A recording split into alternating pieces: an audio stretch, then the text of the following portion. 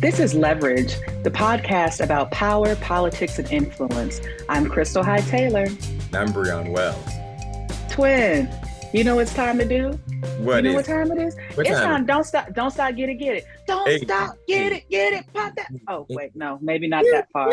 All of that, boom, yeah, you know, two live crew. We're gonna get all of our flex along with like the little French Montana remixes, like don't stop, pop that, don't. Okay, anyway.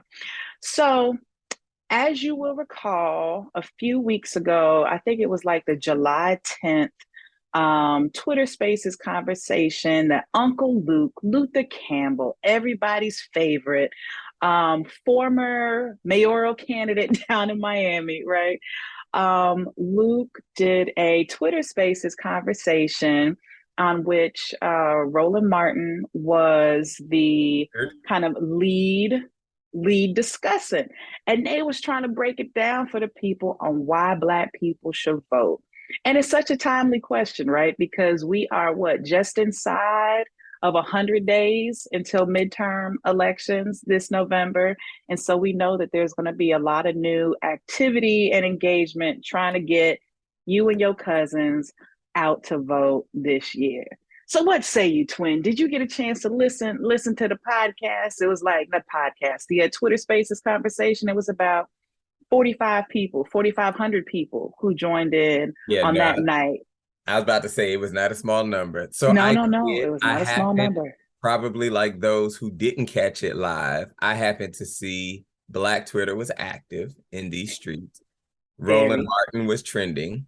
And then I said, question mark, why is Roland Martin trending? Right. And then one did the research on the Twitters that is connected to the Googles, of the world. On Al Gore's internet. On algorithms and whatnot.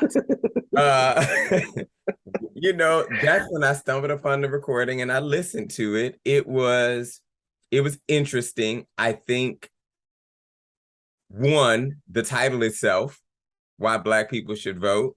I don't disagree with Black people voting. In fact, you all know I'm all about a nuanced and strategic vote. But I'm also about strategic naming of things because I think that the name and the title already brought in it people that had these preconceived notions that was tired of being sick and tired. And so some of the stuff that was presented in there was heard through the lens of, we tired of being sick and tired, don't talk to us no more about voting. Which I'm not going to say is unwarranted frustration because Black people showed up with, 94% of the vote in 2020. And as we'll talk about, hopefully at some point, we have to take an honest look at what has Black America gotten for their investment of their vote in 2020 with the folks. But Roland Martin, no stranger to TV, no stranger to controversy. So wait, throw in radio too, right? And radio, champion of Black media. Has its own, all the things. And I will say this: shout out to the Roland Martins of the world and others who are seeking to own, right? Because I think that that's an important part of equity. We can't continue to always stay on other people's things. Sometimes you have to do what it takes to own your voice, own the narrative, own the policy. And so shout out to Roland Martins and et al., right? Like you, twin, and many other people that are out here trying to own these spaces and the work that we do. But no stranger to controversy. One of the things, his main point, as I heard it, was that Black folks need to be involved at all levels of election, not just federal elections, that, the primacy tends to be on presidential elections, congressional elections. And he went through talking about the amount of power that is often left on the table in local elections and in state elections, especially being local elections like school boards and other spaces have the more direct impact. And when it comes to implementation, stuff is implemented at the local level. And so making sure that folks that say they're just not going to turn out and vote, and what they're looking at is their angst and their anger at the federal government, is often leaving priorities at the local level and state level that are just as important off the table. So that was his point. And I think that politically speaking, if we're talking about the politics of it, we've been in a space where Black folks have been increasingly getting tired and frustrated, even as, and we need to note, more often than not, Black votes and Black voters tend to turn out in higher rates for Democrats, but as well in higher rates generally than some of our other colleagues of color and communities of color. But that frustration, as you know, the work I deal in is in policy, I would say is attributed to what happens between elections. Like and one of the other points he made, to be fair, because I have some areas where I was just kind of like, I feel like there was some stuff that was left out of that conversation. But to be fair, his other point was you have to have an infrastructure. To him, that infrastructure was the electoral politics piece of you have to have, for instance, if we're talking about reparations at the federal level, you got to have the 50 plus or even 60 in the Senate to be able to overcome, you know, a filibuster and to be able to make sure that you can get those imperatives passed. You have to have on the House side a certain number of folks so you're not just voting for your one member. Do you have the infrastructure to actually mobilize and materialize these things? You know what I think was really interesting, though, like on this political infrastructure point, because I agree with you, he was highlighting the importance of participation at the local, state, and federal levels, right? And that all politics is local. Your daily life is more likely to be impacted by what is happening in your city, in your county, in your state before whatever happens by executive order or by Congress, right? And that is also a longer, more politically fraught process. But I think this other point around the importance and necessity of Black political infrastructure and infrastructure from the perspective of how do we better leverage? I was so happy when he used the word leverage. I'm like, oh, go Ro. But like, how do we go shout out, unintended, unintentional shout out, right? But it's like, how do we more effectively leverage our institutions so that we see the benefits, not just politically, because it's not just about an election. You know, we often talk about how voting is like the baseline. It is the gateway drug to civic engagement. It is the minimum part of what you can do. Because by the time you vote, whether it's for a candidate, ballot referendum, anything like that, most of the decisions have already been made, right? Decisions about who are the appropriate candidates to represent you, your communities, your interests. You're voting. You're voting on who are these one or two people, right?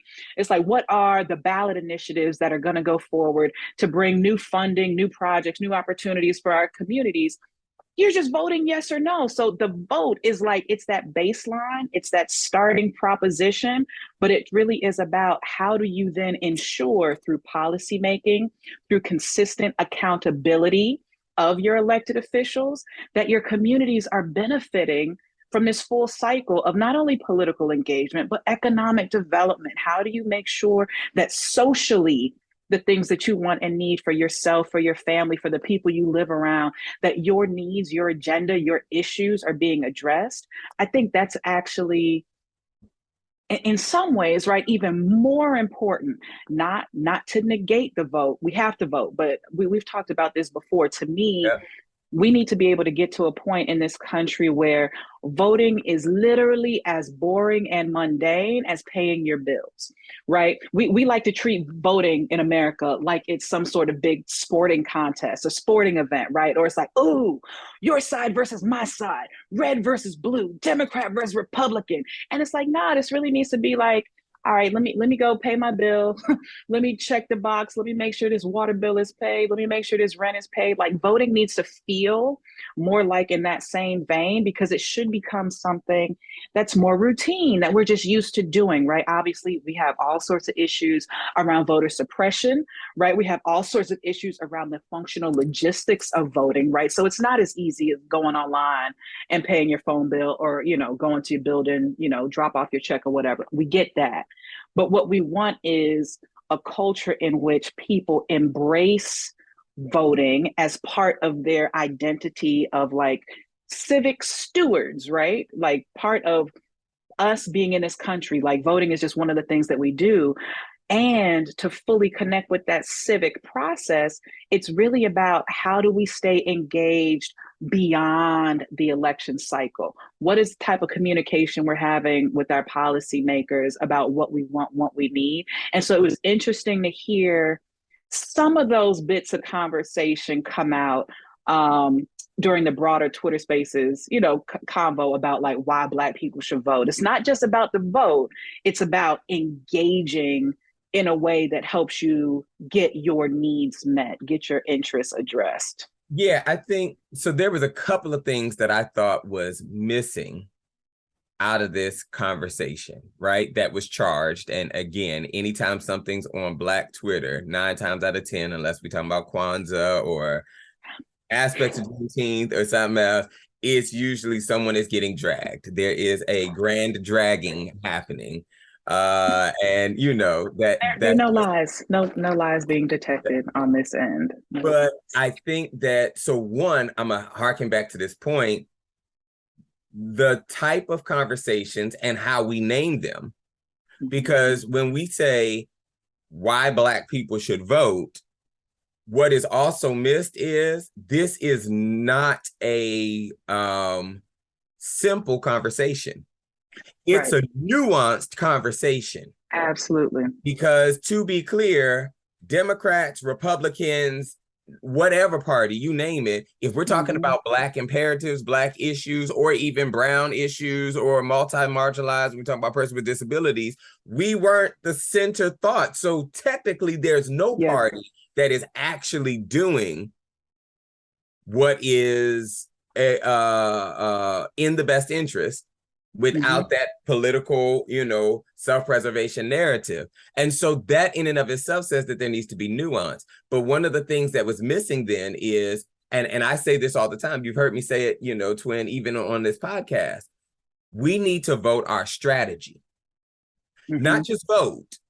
Vote your strategy. What's the issues that matter to you, and how from the local all the way up to the federal level do you measure everyone about it? And then how do you engage in accountability? But the reason I say vote your strategy is because that in and of itself is something that is missing. The Black community is not a monolithic community. Correct. But newsflash, neither is the white community. But the reason that it works for them is because status quo is white supremacy. Status quo is white privilege. Status quo are these things they don't have. The onus is not on them to gain ground.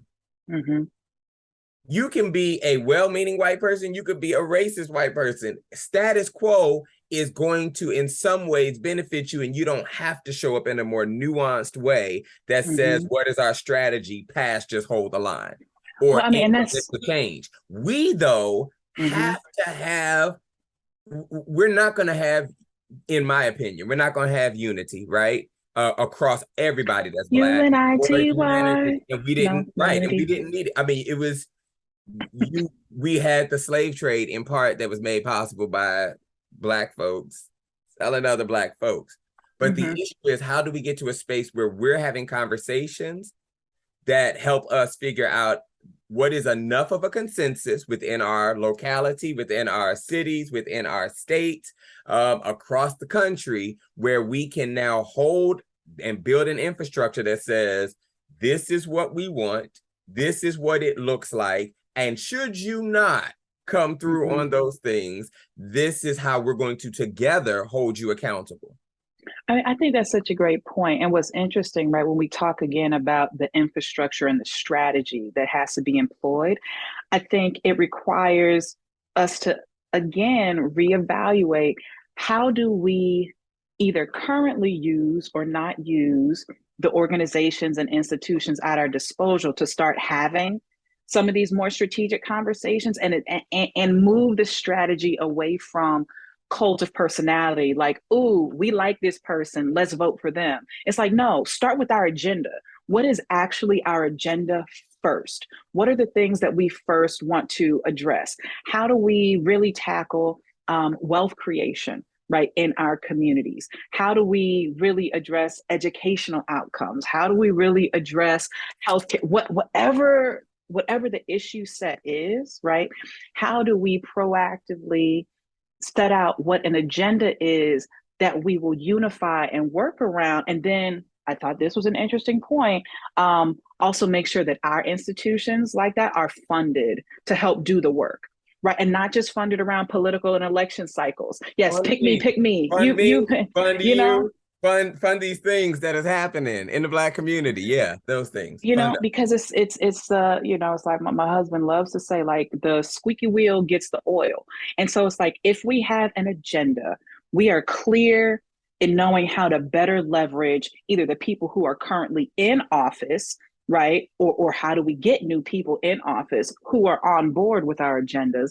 And then we have a mechanism to consistently hold people accountable, right? So politics is interesting to me because I feel like this is one of the only jobs you can have in America, only professions in America where, like, you get hired to do something, right? And then people just peace out for 2 years, 4 years. They don't care, So it's not like it's weird. It's a weird, and I mean, it's not surprising, right? But the weirdness is that in the midst of everybody's ultra busy lives, and you gotta acknowledge how much challenge people face, right? Whether it's constraints on their time, their budget, their own personal resources, trying to keep up with politics and what's happening on a policy front all the time is in itself not only its own job, but it's exhausting, it's tiring, It's a especially when you're full-time trying job. to, right, It's a full-time especially job.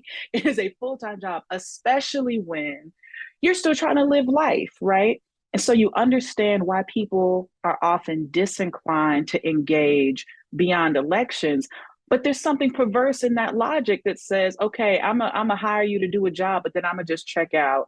And then, I mean, you ain't really do the job, but I kind of like you, so you could keep going. Like, how Yeah. are we operating like that and expecting change on the other side of it? It's like, so fine, if you aren't happy with the job that somebody's doing, fire them. You Right. have an Right. opportunity, like, every 2 to 4 years to do yeah, you're fired. Okay, because I just had to say you're fired because Was that the Donald Trump you fired, or was that from Jamaica and the Caribbean? It was oh giving no, me. that was the Donald Trump. Okay, I'm not gonna be out here with my Tay Diggs, wait, what's it called, Jamaican accent from Not uh, Stella. We're not gonna do that. We're not gonna do that one today. before we engage in the power policy conversation, I think we'd be remiss if I also didn't point out the other part that Roland did not bring up. And if I was Roland Martin, who has been, whether rightfully or wrongfully so, I'm not weighing in on that, has been accused of being in the DNC's pocket and being one that is towing DNC's line.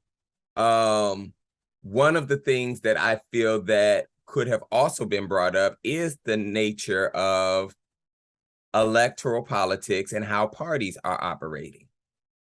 Because yes, and he had made a comment that I don't fully agree with necessarily, without certain caveats.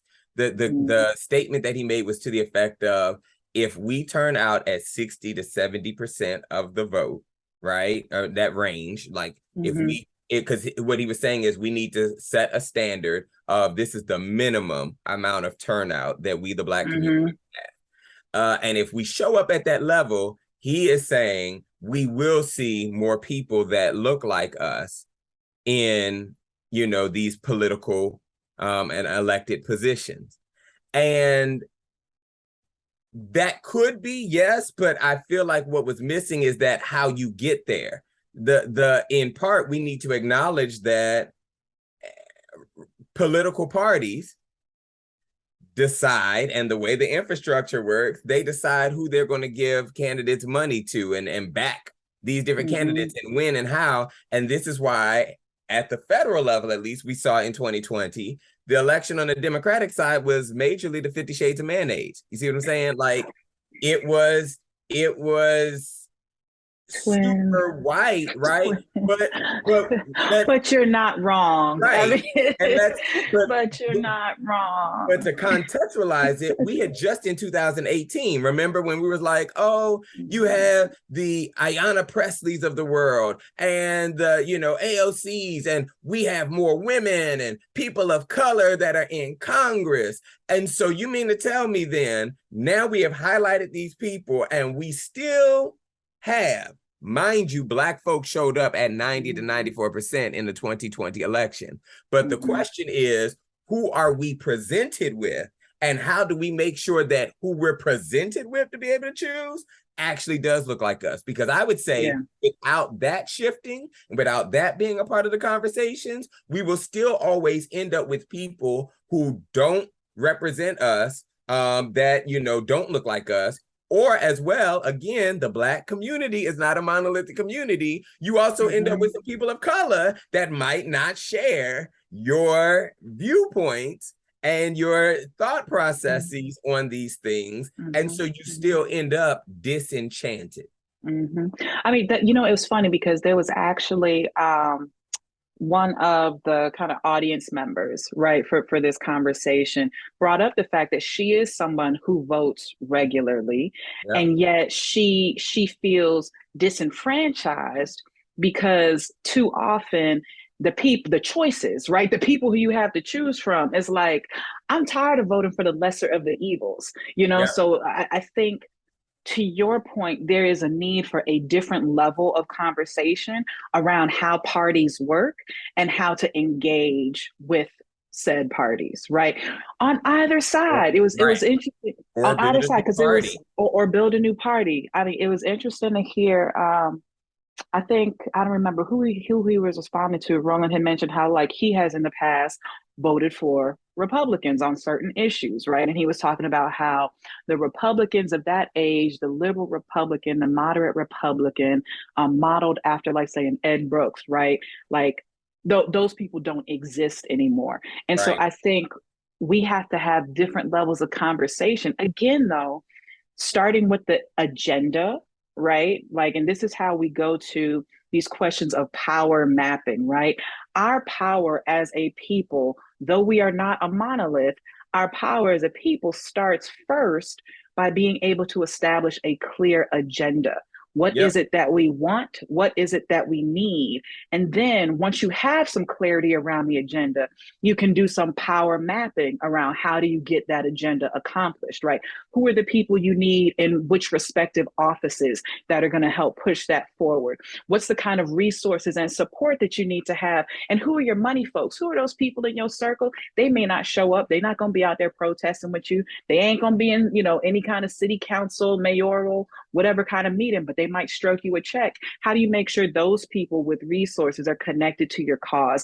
Who are going to be the people on the ground, knocking on doors, sending text messages, making calls, spamming folks on social media, like engaging in a non-transactional way with other people who are then going to align and say, yeah, this is what we want. This is what we need. And these are the steps we take to get there. Like, we have to first have some clear wants and needs and agree that, look, maybe our exact tactics for how we get there aren't the same, but we have to start at this common point of, this is what we want, and let's shape our power dynamics around first what we want. And then you can transition to, like, some of the politics of the moment that come about with that. Yeah, I think I also found that lady's comments to be interesting. Parts of it resonated with me because she identified that she's a voter in Virginia, and I'm in Virginia, and we all know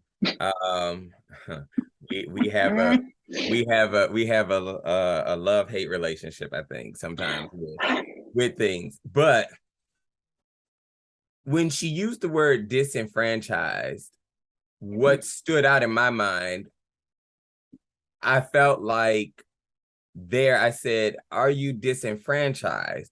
because we do have formerly incarcerated justice impacted individuals whose absolute right to vote is non-existent. Non-existent, right. And that's disenfranchised.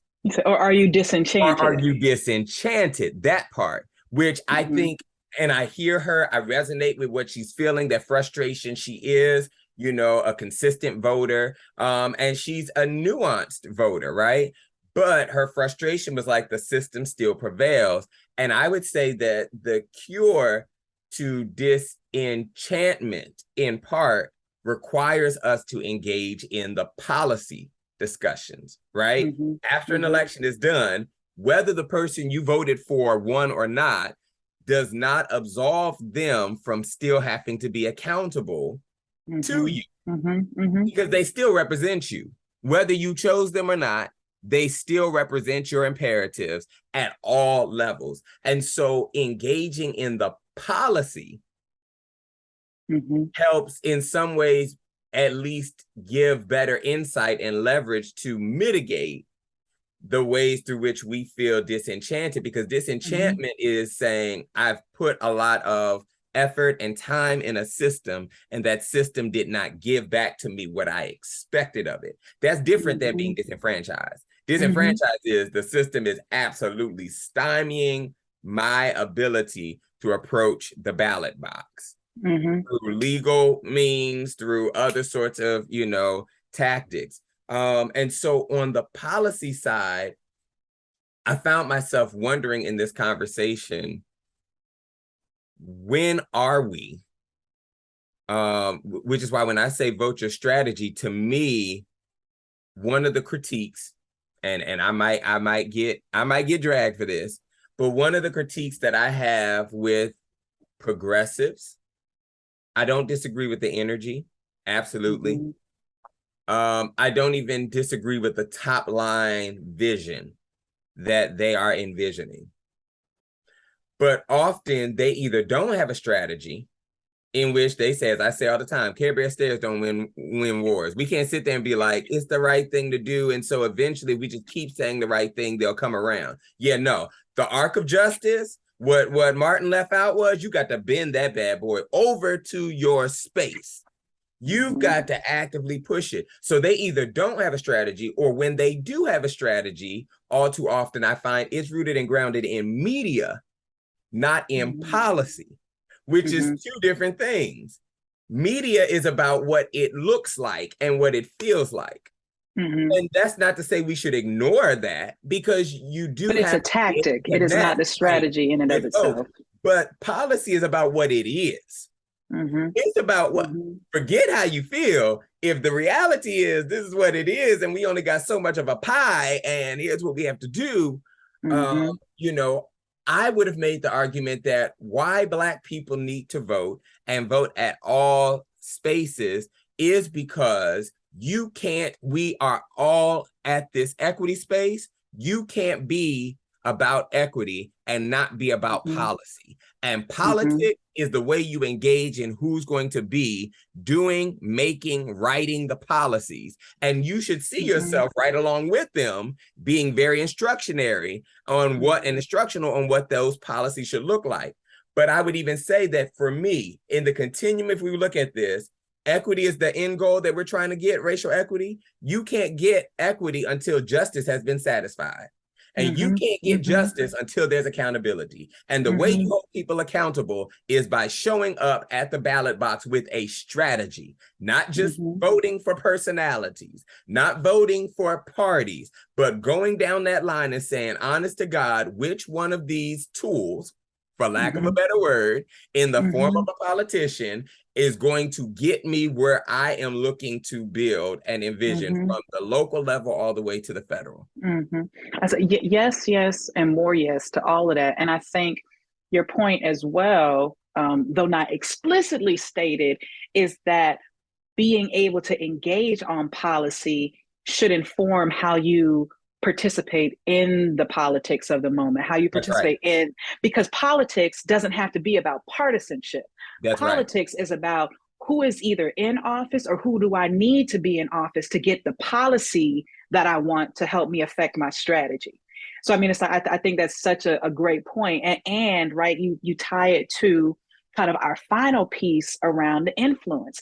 So then the question for each of us is, how do I leverage my personal influence within my sphere, whether that's in my household, whether it's in my community, whether it's broader than that, but how do I leverage my influence, right, to participate in politics in a way that leads to the policy outcomes that I need to accomplish my strategy? Like, that's, I think, the energy that we have to start approaching these kind of issues with. Because if not, we're going to end up 5, 10, 15, 20 years from now, not only potentially in the same position, mouth poked out, mad, we ain't got this, we ain't got that, but having our rights rolled back. That's right. You know? So I mean, That's it's like, right. that's the, we have to do the hard pivot, right? And it can't just be one person. It can't just be two people. You know, like, it really does have to be a cultural shift. And no one is saying that all Black people have to have the same agenda. No one is saying that all Black people have to have the same issues. But we do need to find ways to engage differently and more strategically with this process if we ever hope to see any of the litany of things, you know, like we may have individual conversations about, if we ever hope to see that really come to be in a meaningful way. Yep. I would say, here's my last two things, Twin, on this, then on the influence side. You said something earlier in this segment where you said, you know, and we said as well, bringing up your own political party, right? Instead of just settling with the two. Part of the infrastructure building is maybe building a new party. Now, we can unpack later why Breon specifically is not a fan of parties, no matter what hue, color, intent, because parties to me are there to win. And I'm about that governing life. Not to say that there's not a space for parties. Obviously there are. But when we put that primacy on party life, that's when I start to get nervous. But we have, and we saw just recently, Andrew Yang, and Christine Todd Whitman, former governor from New Jersey. And there was a third person, David Jolly, former Republican as well, gathered together to build what they would say is their own infrastructure, a third party called Forward. Now, I would encourage folks to read it because they, you know, announced it in an op-ed in the Washington Post this week. And the main thing was, third parties have failed in the past, but this is why our party is actually different, is going to succeed. And I found myself wanting actual answers. I didn't feel like they answered the question. They wouldn't want me to be their professor grading the debate and the argument, or even the op-ed side of things. However, to the point that we were making, that is a part of infrastructure building. And what I would say is most, to me, potentially troubling about the third party that they are representing is trying to find those cross sections of bipartisanship where everyone's in agreement. But we know that bipartisanship has often been leveraged as the altar with which we sacrifice Black and Brown imperatives. Because what do you do when the appetite for bipartisan comes up against the necessity of justice that all of y'all are screaming about for these, you know, communities? And they wouldn't have an answer for that because they're trying to look for progress, and progress doesn't always mean progress for all of us. So I say that to say Black people should consider maybe, you know, even that infrastructure building of, as Roland Martin said, and I don't disagree with him, Black folks are smart voters. We are nuanced voters. So maybe part of the strategy might need to be, do we take our intellectual property? That's going to be a heck of a lift, but do we take our intellectual property, establish a infrastructure in the form of a political party, and, you know, put the energy towards building something to make sure, for those that say we need bills that are speaking towards Black imperatives, you might have to, you know, that there's some work to be done there. But the last thing I'll say then is this, back to the point I started with. If I was naming this then, I would name this Twitter thing. What's your strategy and how are you voting that? Mm-hmm. You know, that would have rung better than Black people. Now y'all need to come on out here and vote. Listen, it's about the that time. The Miami in me will always refer to this conversation as "Don't stop, get it." Okay, because I can't see my darling dear Uncle Luke, Uncle Luther, in any other way, but to turn up for the right things, right? Like, yep. Yes, turn up to vote, turn up for accountability, turn up for a consistent engagement in the policy space. And if you are too busy, if you are stretched, we have to find ways to support folks in community so that you can't just like leave anybody floundering. There should be no reason well, why folks are informed. That's right. I'm insert this twin. We live in the information age, and we heard that folks didn't have time to vote prior to Donald Trump, and then magically folks found a way when they realized somebody was actually trying to kill them, you know, through this stuff. So I'ma say we might need to reevaluate. Yes, amidst the reality that we are all very busy, we might need to evaluate our priorities, because in Trump's regime, a lot of people found that they prioritize life. And that meant, let me show up at this ballot box in different ways, because can't do this. This cannot be it. So, you know, I mean, that's what it is. That's what it is. Shout out, though, again, to all the Black folks, to you, twin, to the people that is out here to you building an infrastructure. Y'all make sure then that y'all bring these folks and bring us then in this fold. And you know, you've got so many, the Divine Nine, you've got all of these people. You can't tell me that you don't have policy people in there. You tons can navigate. The issue that they often struggle with is when policy people speak, we got to deal with the reality that folks are tired or folks have misdirected anger. And so you don't hear the wisdom coming from your policy people that are saying, hey, here's how we need to show up and turn out, and here's why now. And also the final point on that, it's okay for us to disagree. Yep.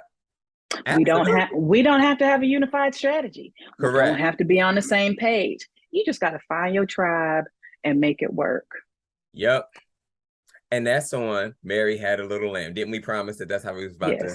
Mary Had a Little Lamb. Don't stop. Get it. Pop that vote and doo-doo brown. I don't know. I was with you to the end. The end. I do not have a career in rap ahead of me. That's okay. We have other skills. Until next time, twin. Next time.